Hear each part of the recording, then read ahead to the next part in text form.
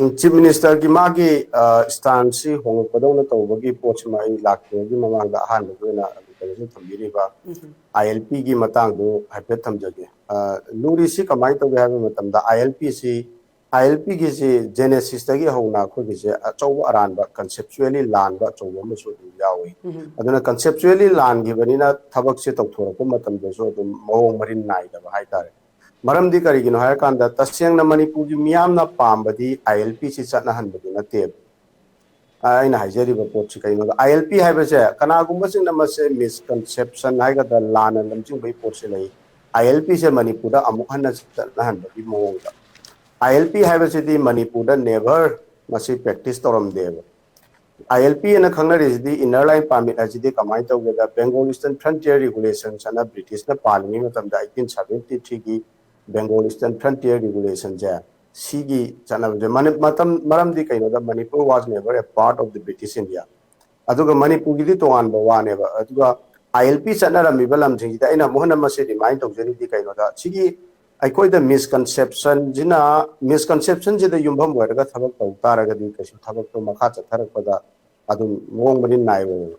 Adana, Sisana Midudi Kanano, Ibumatam, the Hana, British Indiagi, Manuchana Leva, Assamgi, area or Rambanaga Hills area, Aduga Lusai Hills, the Kanita, Aduga Songi, Mapam Frontier, Arunachan, Nepagi, Kanjum, British Natormeba, Policina, Makogi ulterior motive never. Inner line ama thamakana makoina harina madugi line dugi genosing the labor sing to adugi native people sing to ngak pi sen bina bagi damak tamakoi jam sing yam da tribe ne duni moi chawkat tibani atopa mayam ma external geno mayam changal lagadi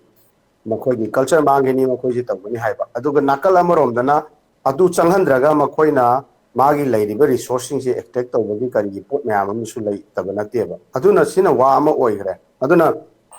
tasengna Howdagi 1949 da ado Manipuri issue political issue ke noje khana rakamatam da 1949 ki merger agreement che ku ke da dum kan be aro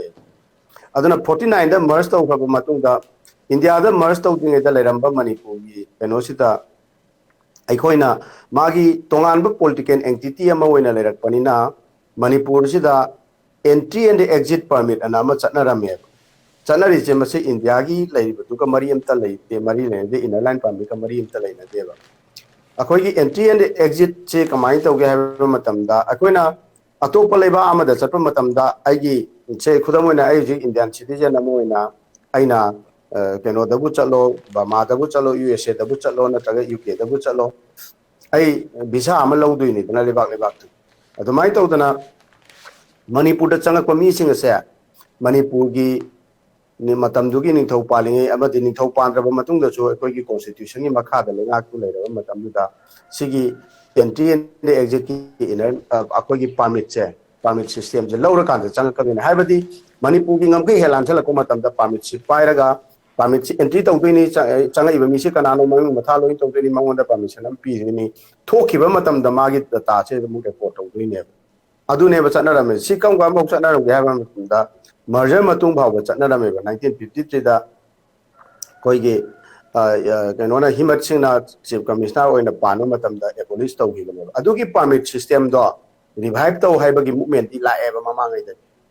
aduna adumak tu revive tau daga su changjali ba movement di ahan bada adubu marakta movement sing sigi marakta kana gumba sing da misconceptually inner line permit se amona chana lu haibagi movement je la ko matam da miyam gi geno juje CLPS and CM dana inner line permit system ji se hana chana ran daga jo atop ta chana rim report che Nagaland chana ri ba che akoi de introduce to haibagi akoi da jo chana halu nauna hana chana daga jo haiba adudi hoi hana akoi da chana ram da bo jo chana halu haibadugi madugi adum khana ba ya ba pot lai aduga amohan na chana halak pani akoi gi mamangai da chana ram ba poto koi chana halle haidana still adum mislead tawbagi pot che lai masima akoi clear to bum tangi aduga khwaidagi maru eri di kamai tawida maram sigi lairiba aswaiba weakness sina neba aduna matamdu da JCLPS na kaina Manipur People's Bill loina ahan bada 2015 da Manipur People's Protection Bill na madu tawdana assembly na pass to halle madu da 1951 da yumbham oirakanda bezier oirakanda aikoi se loina khando kadabani haibagi pot ko lai ado से अखोई की 1951 हाइरिनेबा but Mizoram दी कमाई तौगेदा base year से 26 जनवरी 1950 ने 26 जनवरी 1950 की मन तुंग चलक मीसिंग से फने आमना अमो होइगेरा मोय सी केनो होइदे मोयगी सिटीजन होइना लौदे मोयजी इनर लाइन परमिट तोइना मथौ ताय अदुमाई तौदना अदो मणिपुर की खरा लिबरल होइना लेनेन होइना 1951 की सेंसस तुगी मखादा अदुगी बेसिस दे युफम होरगा तौगदबनी हाइरिने अदुना अदु तौरको मतम दुदने मदुगी बिल दु पास और मतमदा मतम दुदा चुराचांपुर मई चाकना मी मापन मा हात सीदना खोतना तौगिदने अदुना सिदा लाइदि हौजिकी लाइदिबा इशुजिगा इलीगल माइग्रेंट की पोट से डिटेक्ट तौनना होनारको मतमदा अचौबा फोर्स अमना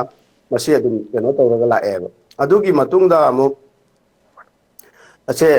मथंग 2018 ओइरंगने ना खाली 18 ला आई चप चाबदु कावरे अखोइगी अमुक मणिपुर पीपल्स अखोइगी केनो लाइदो मणिपुर प्रोटेक्शन बिल ना अखोइगी मणिपुर पीपल बिल हां बेदुना 2015 की केनो तौखिदबसिना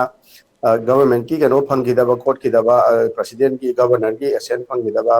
प्रेसिडेंट की एसेंट फंगिदबसिना मणिपुर पीपल्स प्रोटेक्शन बिल हाइरे अदुई मतुंगदा अकोनबगी पास तौरिबा लोइनमक यूनानिमस ओरिजिना मणिपुर पीपल्स बिल हाइबनेबा हाइबदी कना कनाबो मणिपुर की पीपल ओइना खनगदगे कनाबुना इलीगल इमिग्रेंट ओइना लौगदगे हाइबा मयाम दु मदुदे यावे मदुगी बिल दुदा ड्राफ्ट बिल दुददी कमाई तौदना अतोपसिंगजी चंगकपदा रेकॉर्ड तौगदगे कमाई तौना मखोइजे हलंगदगे अदुगी मेक केनो मयाम अमा अदुगी ड्राफ्ट बिल पास तौरिबा बिल दो एसेंट पिरखिदबा वानी मधुगी बिल्दुदी फनायामनदी यावरमनी अदाइदा होइदा बेजियर गिदा करीदा 1951 हारगा करम बबु मणिपुर पीपल नि हाइबदुदा अतोपा इथनिक कोई ग्रुप सिंगी ममिंग अतोपा यावबुगी करीगी सेमदोक सेमजिन तौनाय मयाम अमदी यावी अदुबु फनायामना केनो ओइरबा मधुगी बिल्दो मधु एसएन पिबिरमगदी मधुने हेना चानरमगदबनेबा अदुबु इंडिया की मागी पॉलिसी अमगी मखादा मधु एसएन पिरक्त्रे अदुगा सिटीजनशिप अमेंडमेंट बिल से लाको मतमदा सिटीजनशिप अमेंडमेंट बिल की मायोक्ता अवांग नुकोक नमदम की मरुइना मणिपुर गा सामसे यामना अकनबा इहौजे हौदना सिटीजनशिप अमेंडमेंट बिल की मायोक्ता मूवमेंट से चथरको मतमदा मधुगी मूवमेंट दो मधु काउंटर तौननबा ओइना मणिपुर इनर लाइन परमिट से पिरखिबदौना तौगिबने पोत याम सेंगनदी अदुनेबा अदुना करिगिनो हाइबा मतमदा मागी सिटीजनशिप अमेंडमेंट बिल जी की मखाददी अमु मागी प्रोविजन अमा यावरिजे इनर लाइन परमिट चनबा मफमददी सिटीजन अमेंडमेंट बिल से चनरोय हाइबगी पोट अमा यावबनिना मणिपुरदा मियामना पाखतलिबा पोट से सी कोकननबगिदमता इनर लाइन परमिट से मणिपुरदा चनरे अहानबदा अदु कोइना हौरिबा मियामगी हौदा इनर लाइन परमिट चनहनबजे मणिपुरदा चनहनबा यादी हाइबजी गवर्नमेंट ऑफ इंडिया की होम मिनिस्ट्री की करीगी पोजीशन नेबा अदो केब की मायोक्ते इहौ होरा कांददी मधुगी पोजीशन दु होंगा कांदा चनहले चनरकपसिदा लाइबा पोती कैनो हाइबा मतमदा 1961 दा बेजेर ओइगदबनेना मणिपुर गवर्नमेंट ने एप्सल बेसिस टू कदाइदनो 1951 की दे अचौबा बेसिस हम 1961 लौइबा रैंडमली 1961 पिक एंड चूज तौरकाना 1961 बेजेर लौइजि करिनो सिदा तुम सोइबा हौरेबा अदुगा मागी इनर लाइन परमिट की गाइडलाइन दो अदुदा तुम सोइरे अदुगा हेक 2019 की डिसेंबर केनोदगी इनर लाइन परमिट से चटनरे हाइदना होरपुदुदा इनंगासी फावबदा चंग्रिबा मी म्याम जे थोखिबगी रेकॉर्ड कनाना तौगे अदुगा इनर लाइन परमिट सिस्टम से फजना चनहनगे हाइबा तारगदी लेकाई की लैरिबा से खुदमोइना अतोपा कैनोसिंग दा हाइरगा अखोइगे लेकाई दा हाइरगादा खरे एक्टिव ओइरबा लेकाई की कोइना क्लब हाइना खंगनरिबा लैरिबा वॉलंटरी ग्रुप सिंग नत्रगा लेकाई की लैरिबा लेवल सिंग सिकी मियाम की हाइबदी सिविल बॉडी सिंग असिकी माना विजिलेंट ओइबा पोट अमा मखोई की कोऑपरेशन अमा मथौ तायबा आइगे लेकाइदा कनामी टॉप चंगे ए हाइबचे आइना रिपोर्ट तौखिबा मतमदा आइगोंदा इंटिमिडेशन लेरोइदबा आइगोंदा सोइदबगी अदुगी कोऑपरेशन दु लेरकांदनेबा मिटोक खंदोक लाइगदौरिछि मधुगी रूम दो 2018 की मणिपुर पीपल्स बिल दुददी मधुगी प्रोविजन भावबा यावबनेबा ड्राफ्ट दुदा अखोइगी सिविल बॉडी सिंगी कोऑपरेशन अदो होजि इनर लाइन परमिट सिस्टम सिददी ब्यूरोक्रेट सिंगी अदुगा पुलिस की करीगी केनो मयामजना परमिट से पंपीदा पिरनी परमिट पीबा मतमजिदा सेल से कमाई तौगेदा सागी असाबा परमिट फेक परमिट से पिसलगा सेल से रिवेन्यू दे स्टेट की रिवेन्यू दे कादना परमिट तु पायरगा चटखिबा मीदुना दे असेंग परमिट नि न खनलगा चटपा aduga permit pairi do permit tu expiry oiba matamda kamai to wadage se yam laiba pone ba changai ba mi sing ki mobile number se compulsory lauraga ma kadai da lege se dum take to bi ai magi expiry or ko matamda maonda adum message tharaga nang expire ore si tawre haidana tawba extend tawba mathau taraga loina chi ju digitally tawba ya ba pot mayam layeba adui mayam do tawde isam samna haira kanda government na inner line permit cha taching ta seng na ma cha true spirit in letter and spirit implement tawning bra tawning da ba haiba ki question ji ho chi dum layeba matam gi mi khara khara adum illegal immigrant na phagat pa inner line permit cha ram ne na phagat pa jidi matam ki sum tawba jina di madu lasting oigada ba pot na teba magi semi ba regulations adu da fajana semba ma changeba adu hu power madu gi mami ta de magi matam gi dum tawba matam gi mi khara le rame phare ha na headline adum kare hai ta ko gi newspaper jing gi ko gi pause jing gi electronic media gi headline oiraga dum che dum hayang che leraga moi suspend tawre moi du thado khare du tawre haiba asina di yaroi hai tare chap chawa inner line permit ki regulation se fajana nauna loina semba ma changi aduga aina saijariba sigi inner line permit che masi regulate tawba matamda civil body sing asigi magi role ama lehenba ma changi haiba adu thamjage adu na trimangiti as long as masagi cooperate tawna ba civil body sing sidagi akogi sidai mitop ama leire adu tawre hairakna bagi room ama pidraba madugi keno to yaudngai di kamai tawge da leiriba government ki akoi adum khange sigi nature from recruitment dagi hauraga police service yam lei mayam police service ta leibiri be che now mayam yamna sengna thabak tawba mayam ama lei adu tawdaba mayam ama yaudaba nateba masagi recruitment da in terms of adum open keno da lakh ta piraga thabak se changgibina senje kadai da lahojige kadai da talojige lanai free kaw nam na bi honar matam ja adum sincere orakta ba thabak tor ko matam da aduna sigi sincerity integrity ki poche chogo question amani siga so do sina aduna asambada hai taragadi hojik lairiba inner line permit system gi regulation gi guidelines singa ja fajana amuk hanna nauna semdok triba makai sigumba problem macha mayam se adum thokani aduga mitop mayam ama adum changchalaga laisan gi bada adum hoi tamanga moi maduna hayeng amu achauba problem am oirakani maramdi changi bagi masing di hojik se loi tawe kana yam da thokage ai kanana madu monitor tawge ai still achauba question ama adum oi adumai thamjage aduga chief minister gi ngasagi wafam du mana hojik ki laiba singsida hojik si mayam si puna thomin tawminaga da matam ni adu tawgani pham munabagi kari gi masigi wafam je hoi khara magi yamna rigid hard oiba yamna kenoina ngangamba wahai wangang ton adugi kholei khondagi potudi hanbadawna tawi haina sai amitana pudok badu do halambasu yai kaigino hara kanda hojik laiba keno singsida ma yaning da bagi lairiba chief minister yaning da bagi potchi magi party manung dagi magi cabinet colleagues dagi council of minister gi marak dagi aduga magi party gi manung keno dagi yamna phongna hojikti nahangaina dissident ma yaning da ba mayam ama makogi BJP manung da within the BJP itself layena haibani ado laiba sing do ayamba speculation da kaida koi pauche sing da manipur gi political kenosin nainari ba political observers in analysis na adum atop source gi kaidagi adum khara phongdok na bani adugo hojikti am mayek sengna masana magi cabinet minister sing dagi marak dagi adum haire yaning da bai poche hairak pa aduga magi MLA sing marak dagi hairak pa gi thak se lak pa mina mara kitang power da su adum lining ibanina madu tawna ba accommodate tawba yana na ba na kitang tone down tawba dawna haiba oiramba su yai adugu haiba ngamde amita tawrisi pawada laiba ji yaning drisi karigino yaning da baje phammunabagi tasengna phammunaba haije loinambak chief minister oirage haiba chief minister gi phamji mulakpani haidana logodoira madusu oibe ai adubu aina ubadedi madugi wangak natabada hojik lairiba sarkar asina lengak asina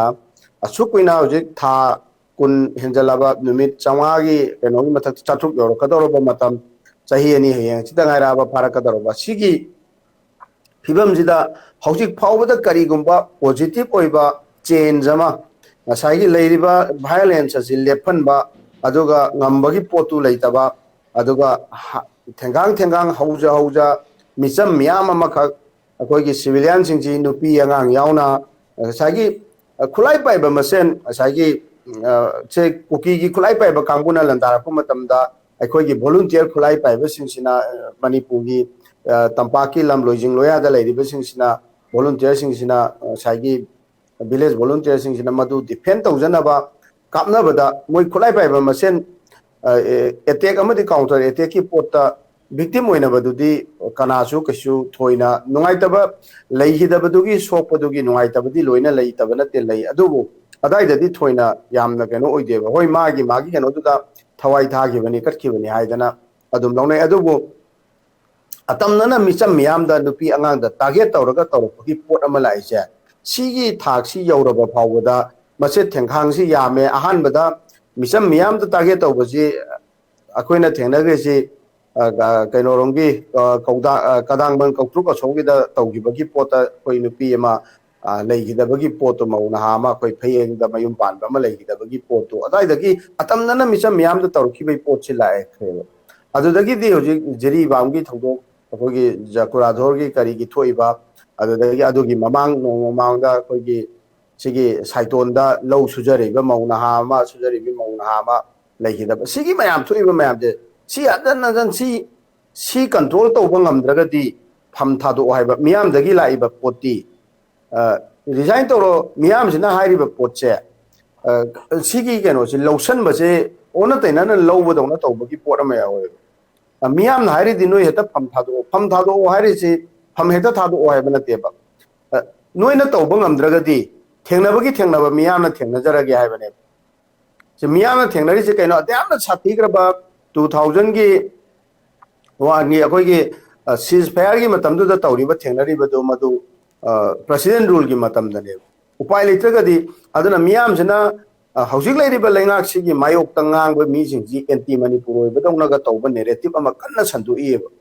सि अरानबा वाफम नेबा मियाम सिना हारिदी सि हायदना president rule हेक्ता थमो हायबा नतेबा तौगे हायबा तारगदे आई ममांगदसु ममांगी discussion सिंगदसु आई थमजगराबनी canoe हायबा मतमदा लेरिबा political party लेंगा पाइरिबा particularly लेंगा पाइरिबा party असिगी मखोइदा लेबा political power से leverage से करिनो हाइबा मतमदा मखोइना इरांग से Neyman गे हाइबा तारगदी पार्टी असिना मखोइगी नेशनल पार्टी दा अमदी होम मिनिस्टर दा प्राइम मिनिस्टर दा मुक्कदा बनेबा अदुगी पॉलिटिकल बार्गेनिंग दो मखोइदा तौबंगमबगी बार्गेनिंग दो तौबंगमबगी लेबदो मदु तौदबदुगी पेंदबदुनेबा मियामना तौरिबा लाइबा मियामदगी लाइसि हाइबदी हौजिक फावबदा केनो से तौद्रे अदुना सि लोसनब होनबियु हाइबगी करिनो इशू सि नेरेटिव सि मखन मयाम मा हाइरेदना कोइगी सिदैसिदा तौरे इसे केनोदगी बर्मादगी खुलाई पाइबा मयाम मा चंगछलक्तना तौरिने अदु तौनि बर्मादगी खुलाई पाइबा चंगछलक्पने हाइबसिदा वहान थोक्सी तोंगान हन्ननबा इंडिया की होम मिनिस्ट्री की माइकैदगी अमदी इंटेलिजेंस इंडिया की थिंक टैंक सिंदगी तोंगान वहान थोकपिननब होनयेबा हाइबदी मणिपुर की लालौबा सिंह बर्मादा लेरिबा सिंह चंगछला कांद ईरान से थोनबने हाइदना ताहन्नब होनबसु यावदब नतेबा हौजिक लौरिबा रिपोर्टिंग सिंहदा मपान की मीडिया सिंहदा करीदा इंडिया की इंटेलिजेंस तगी करीदगी थोइबा सोर्स तगी पीरिबा पाउच अदगी तुम मरक्तुदा तुम खरा बना बर्मीज की लेरिबा मिलिटेंट सिंह बर्मा की म्यांमार की लेरिबा पीडीएफ की करीगी लेरिबा अदगा सोमदा कुकी की लेरिबा नेशनल आर्मी तोंगान चीन की करीगी लेरिबा मयामसिना अदुगी खुलाई पाइबा मयामदना चंगछला कांदा तौबनी हाइदना सोजम रिपोर्ट सिगी कंफ्यूजन अमजो मियामसिदा क्रिएट तौरी पीरिबा पोटसे अदुना हाइबदी ट्रांसबॉर्डर मोइने याम सिजनैसि यामना लाइना ट्रांसबॉर्डर टेररिस्ट की पोटनी ट्रांसबॉर्डर मिलिटेंट की पोटनी हाइदना अदोमदा संदोकांदा अदुनदी मसी अचौबो कैनोमनिना ट्रांसबॉर्डर मसी थेंगदगदी यारोय हाइबगी पोनमा अदु यारोय हाइरगदी ख्वाइदगी मियामदा लेरिबा कैनोदी अदुगी थेंगनबदुदा हौजिक मियामगी कंसर्न दी कैनो हारकांदा इमीडिएट कंसर्न दी अखोइगी लौसिंग बावबो उबो ngamdabangay लौ लोकपा अथुकुना लौ थादना खोतना उदना लागा लौ लोकपा बावबो ngamdabagi pibamda leidana da yam wana tawriba chingja masigi security बावबो पीबा ngamdaba चिंगदोनदगी नोंमै कापथरा कांदा मियाम जे कनो ओइरा कांदा तंपाक्तो इन ऑपरेशन चथबा असुगुम मखन की थबक मैम से लेफलो हाइबनी या इमीडिएट क्राइसिस मैनेजमेंट दी करिनो हाइबो मतम द गवर्नमेंट तो होनिगी बा पोच मियामना चिंगदगी नोंमै कापथरा कांदा मैतै सिदे अटैक तौरिबा थबक से लेफन मदुने चिंगदगी नोंमै कापसे लेफन गे हाइबा तारगदी आई सामंगना जो हाइरे अतोप मणिपुर की तोंगान तोंगान इशू सिंग ऑब्जर्व तौरिबा नैनरिबा मैमना जो हंजन हंजन हाइरे सिक्योरिटी डिप्लॉय तौबजे चिंखोंदा सोंगी वांगदा डिप्लॉय तौगदम नतेबा चिंयांगदा डिप्लॉय तौगदमनेबा अखोईगी पेरीफरी द लेरिबा सिंगसिगी लोजिंग लोया सिंगसिगी मथक्ता लेरिबा अकोइबगी नकनरिबा चिंगसिंग अदुगी चिंयांग सिंग अदुदा मसाइगी से कदांगबनगी एरिया कौचुकी हंगत हंजन तौरिबा सिदा सिक्योरिटी से कदाई थंगदगेदा आमतोंदा अकोइगी काचुप चिंसांग परेंगी अदुगी चिंदोंदुदा लेहनगदबनेबा सिक्योरिटी सो दैट असो माइकैदगी लेरिबा कुकी मिलिटेंट सिंग दुना अटैक तौरपसु सोमदगी काखला तौरगसु अदो यामन न्यूट्रल ओइबा पोट अमा तौगे हारगदी अदु तौगदबने अदु तौददना मथकलोमदगी कुमधरागा सोमगी चिंगोंग बावदे येंदो कांदा तंपाकलमदा सिगी तारा कांदा वाक तौर भावबदा सिक्योरिटी फोर्स ना येंगा लेबगी पोट की सिगी सिक्योरिटी डिप्लॉयमेंट सिना दियारो मदो लेफन गे हाइबा तारगदी लेबा स्टेट गवर्नमेंट सिना मदो सेंटर द चैलेंज तौनगदबने हाइबनि मुक्नगदबने हाइबनि अदु मुक्पंगमद्रगदी नोइ तोओ अखोई मियामना दुम थेंगनबगी थेंगनरगे थवाई थारसु थारगे सिरजु सिरगे अखोई अंगम थाक्ता तौजरगे हाइबगी थाक्तुनेबा सिगी चैरकसिदा हौदि तौगे हाइबगी मतागुम तौबगी पोटसिनेबा याम छाथिरिजे तौगे हाइदना तौबगी मोंग अमा यावरिसे कैनो हायरकांदा जिरी बांगी कैनोजे फोंबों सारी ngarang nahanda अखोई लेहिदबगी अरोइबा मथौ मंगम पाक्थोकपगी कै तौदनाय सिगी मरकसिदा पांथोकत्रिङै मरकतुदा नहान नवेम्बर 25 सिदा मो जे लेमखोंगी 57 माउंटेन डिवीजन की मनुंगदा थबक सुबा से कमल बाबू हुजिक मांगरे सिनेबा चंगिबगी record fungi हायरे मोइदा CCTV camera footage दा कैदा लेरे हायरे हुजिक मागी वेरा मा थीबा खंग्रिबा पोसिने अदु इबता रिसवाइस देसिदा तौगे हायदना तौबा मैतै सिदा अजन अजन ओटबगी सिदैसिदा मीजे केता खोइदौ चितन बगै सावन बगै सिगी तौबगी पोट अमा अखोइना कदाइ फावबा ngambagi हाइबगी उटबगी सिगी पोट अमा याहोलिजे मसी थेंगनबा ngambगदबा हाइबदुदी स्टेट गवर्नमेंट की लेरिबा गवर्नमेंट असिना थेंगनगदबनेबा मदु पोटले अदो थबक तौरी हाइदना मियाम जे तौनन होनरी कोइ अदु तौरी हाइदना लेरकसे थाक कुन फारे अदुदनेबा मियाम जना हारिदी नोइ केनो तौदगदी तो ओ हारिदी XYZ अमा मगी वानतेबा मियाम दगी लाइबा मरकसिदा अदुबो क्वाइदगी लाइबक थीबदी मधुगी मरकतुदा तो ओ ना हाइरबा मियाम दगी लाइबगी मरकसिदा मधुदा खुदोंग चाव लौनबगी करिगी पॉलिटिकल एडवांटेज लहौनबगी एक्सप्लॉइट तौननबगी होनबा यावदब नते अदुम यावरंगनी मफम से खुदम मोइना हारकांदा खुंडा खोंगी लोकेशोरदा मागी केनोदो तौनिबदो अदुम मियाम लोइ nga'e लोकेशोर से ग्रास रूट मियाम का समनरगा कांग्रेस होइजरगसु मियाम द ग्रास रूट का समनरकांद हेक इरांग जे होबदगी मागी डेडिकेशन माना तौरिबा लोइना मियाम ना दुम उइबसी XYZ की पार्टी अमगी वानते अदो अदुगुंबा मीदुगी मयुम मई थाबगी पोट अदुम लाइदुने खुदा कुंदा अदुना स्वाइजेसिदा तौरिबा मयाम जे एडवांटेज लौनबसु यारंगनी एडवांटेज लौनबा नतबदा सौनिंगबा हेनगिदना ताइनबगी पोटसु यावदबा नतेबा मियाम जेना सौनिंगबा हेनबदगी तौरिबा पोटो मदु पॉलिटिकल एडवांटेज लौबनी हाइदना ओपोजिशन ना तौरंगनी हाइदना आतो वाहन थोपीबसु लानगने अदुना मियाम के साउबदो फुदोरपगी वानी फुदोरेबा साउबसे नेमहनगी कोहनगी हाइबा तारगदी हौजिक लेरिबे स्टेट गवर्नमेंट ngasisu थेंगना मतम लेरी हौजिकसु अदो मियाम जेना सी मरकसिदा हाइबा मतमदा नोइ ओपोजिशन जु केनोसु लोइ पुल्लो हाइबा मा हाइ अदो सिगी जिसु यामना मियाम जिगी पोट से सेंगनो उबंगमदबा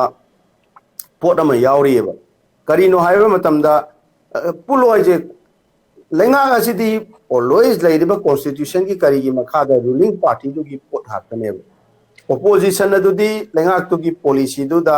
यानिंग बने यानिंगी यानिंग द बने यानिंग दे हाइदना क्रिटिसिज्म पीबा डिबेट तौबा पोटुनेबा ओपोजिशन की मथौदी पार्लियामेंट्री डेमोक्रेसी दा अदुबु ओपोजिशन की माइकई दगिदे कोई पुन्ना चमिनजी हाइदना हाइरिदना प्राइम मिनिस्टर तो उंतो उनरुगा अरोइबो ओइना उंता हाइमिनरुजी मणिपुर की पोट से सुमाइ तौबनी हाइदना हाइरुसी मधु यारक्त्रदी तो ओजो कोइ पुलक तोक्सी हाइरिबा मदो इनिशिएट तौबदो कनाना तौबदगे रूलिंग की माइकईदगी इनिशिएट तौरकदबदो तौद्रे ओपोजिशन अदि हाइरि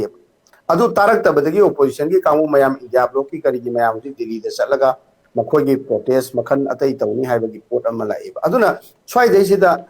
ꯄꯨꯟꯅ ꯇꯧꯔꯤꯁꯤ ꯀꯔꯤꯅꯣ ꯁꯤꯁꯨ ꯀ꯭ꯂꯤꯌꯔ ꯑꯣꯏꯒꯗꯕꯅꯦꯕ ꯉꯁꯥꯏ ꯑꯃꯁꯨ ꯁꯥꯎꯗꯅꯕ ꯑꯃꯁꯨ ꯌꯥꯅꯅꯕꯒꯤ ꯇꯥꯏꯞꯇ ꯑꯩꯈꯣꯏꯒꯤ ꯋꯥ ꯉꯥꯡꯕꯒꯤ ꯊꯕꯛꯁꯦ ꯁꯤꯁꯨ ꯃꯤꯌꯥꯝꯒꯤ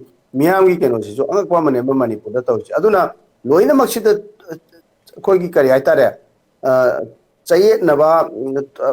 ꯂꯣꯏ ꯄꯨꯡꯇꯣꯠ ꯇꯣꯠꯁꯤꯟꯅꯕꯒꯤ ꯄꯣꯠ ꯑꯃꯁꯨ ꯌꯥꯎꯔꯤꯕ ꯀ꯭ꯂꯤꯌꯔ ꯑꯣꯏꯗꯕ ꯀꯟꯁꯦꯞꯁꯟꯁꯦ ꯑꯗꯨꯅ ꯍꯧꯖꯤꯛ ꯇꯧꯗꯣꯏꯗꯤ ꯍꯧꯖꯤꯛꯁꯦ ꯑꯔꯣꯏꯕꯗ ꯑꯩꯅ ꯑꯃꯨꯛ ꯍꯥꯏꯅꯤꯡꯉꯤꯗꯤ ꯊꯦꯡꯉꯁꯨ ꯊꯦꯡꯅ ꯍꯧꯖꯤꯛꯁꯦ ꯀꯔꯤ ꯍꯥꯏꯒꯦꯗ ꯍꯧꯖꯤꯛ ꯍꯧꯖꯤꯛ ꯂꯩꯔꯤꯕ ꯃꯅꯤꯄꯨꯔꯒꯤ ꯂꯩꯉꯥꯛ ꯄꯥꯏꯔꯤꯕ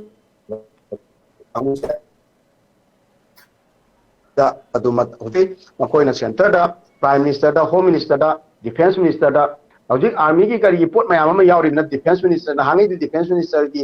ꯄꯤꯛꯆꯔꯁꯦ ꯀꯌꯥ ꯆꯪꯗꯕꯅ ꯑꯥꯔꯃꯤ ꯃꯌꯥꯝ ꯑꯃ ꯑꯦꯝꯄ꯭ꯂꯣꯏ ꯇꯧꯔꯒꯁꯨ ꯗꯤꯄ꯭ꯂꯣꯏ ꯇꯧꯔꯒꯁꯨ ꯃꯗꯨ ꯏꯟ ꯑꯦꯗ ꯑꯣꯐ ꯁꯤꯚꯤꯜ ꯑꯦꯚꯤꯌꯦꯁꯟꯒꯤ ꯁꯤꯚꯤꯜ ꯑꯦꯗꯃꯤꯅꯤꯁꯇ꯭ꯔꯦꯁꯟꯒꯤ ꯀꯩꯀꯩꯗ ꯂꯥꯛꯄꯒꯤ ꯄꯣꯠ ꯑꯣꯏꯔꯒꯁꯨ ꯍꯧꯖꯤꯛꯇꯤ ꯑꯥꯔꯃꯤꯒꯤ ꯀꯦꯟꯇꯣꯟꯃꯦꯟ ꯃꯅꯨꯡꯗꯒꯤ ꯃꯤ ꯃꯥꯡꯈꯤꯕꯒꯤ ꯄꯣꯠꯁꯦ ꯂꯩꯔꯕꯅꯤꯅ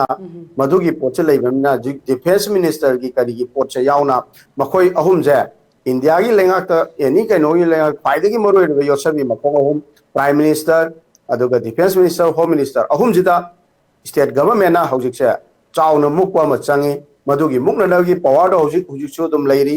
ꯑꯩꯈꯣꯏꯒꯤ ꯂꯩꯉꯥꯛ ꯄꯥꯏꯔꯤꯕ ꯆꯤꯐ ꯃꯤꯅꯤꯁꯇꯔ ꯑꯃꯗꯤ ꯃꯥꯒꯤ ꯄꯥꯔꯇꯤꯗ ꯂꯩꯔꯤ ꯃꯗꯣ ꯁꯤꯖꯤꯟꯅꯍꯧꯗ꯭ꯔꯒꯗꯤ ꯃꯇꯝ ꯆꯥꯅ ꯃꯗꯨ ꯁꯤꯖꯤꯟꯅꯍꯧꯗ꯭ꯔꯒꯗꯤ ꯃꯤꯌꯥꯝꯒꯤ ꯑꯁꯥꯎꯕꯁꯤꯅ ꯑꯗꯨꯝ ꯍꯦꯜꯂꯛꯀꯅꯤ ꯑꯗꯣ ꯄꯋꯥꯔ ꯂꯩꯔꯤꯕ ꯄꯣꯂꯤꯇꯤꯀꯦꯜ ꯄꯋꯥꯔꯗꯣ ꯃꯗꯨ ꯃꯇꯥꯡ ꯆꯥꯅ ꯁꯤꯖꯤꯟꯅꯍꯧꯗ꯭ꯔꯒꯗꯤ ꯍꯌꯦꯡ ꯇꯥꯡ ꯑꯣꯏꯅ ꯑꯗꯨꯝ ꯇꯥꯈ꯭ꯔꯒꯗꯤ ꯃꯤꯌꯥꯝꯅ ꯚꯤꯛꯇꯤꯝ ꯑꯣꯏꯔꯀꯥꯟꯗ ꯑꯩꯈꯣꯏꯅ ꯀꯟꯅꯤꯡꯉꯤꯕ ꯃꯅꯤꯄꯨꯔ ꯑꯄꯨꯟꯕ ꯃꯅꯤꯄꯨꯔꯒꯤ ꯄꯣꯠꯇꯣ ꯑꯗꯨ ꯀꯥꯏꯊꯅꯅꯕꯒꯤ ꯃꯆꯥꯛ ꯑꯣꯏꯒꯅꯤ ꯍꯥꯏꯗꯅ ꯑꯗꯨꯃꯥꯏꯅ ꯊꯝꯖꯒꯦ